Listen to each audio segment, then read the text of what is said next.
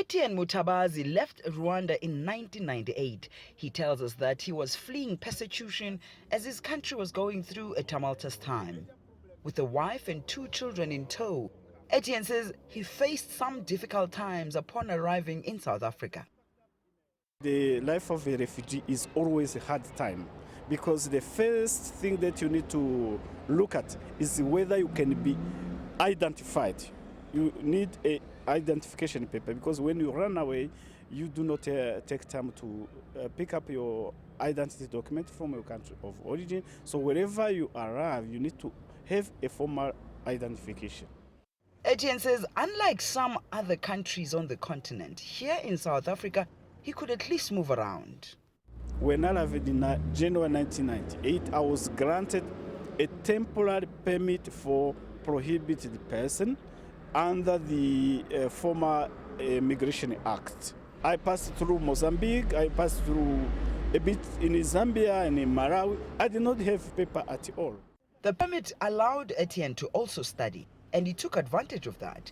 Through his studies, Etienne has managed to obtain several degrees and find employment.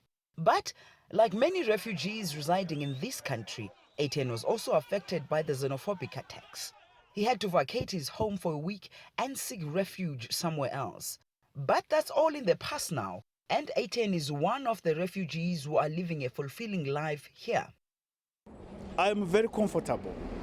Security-wise, I'm comfortable. Maybe materially, financially. Those are matters that you fix, but as I said, you need first of all to be acknowledged as a person, as a human being. Etienne is all too aware, though, that it's not everyone who's been fortunate enough to survive the turmoils of being a refugee. And as the world commemorates Refugee Day, Etienne finds solace in hearing government here pledge to continue to host and protect refugees and asylum seekers. Refugees are people like you and me, precious human beings with ideas, hopes, and dreams, with identities, cultures, and histories. And mostly they are people with futures, if we can provide them with the support we would expect if we were in their position. Refugees are resilient and productive. They can contribute much to our societies and economies if they are allowed to. UNHCR is committed to working with the government of the Republic of South Africa to assist refugees in seeking durable solutions to their plight. We are aware of the many concerns that have been raised in the past by refugees and asylum seekers regarding their welfare.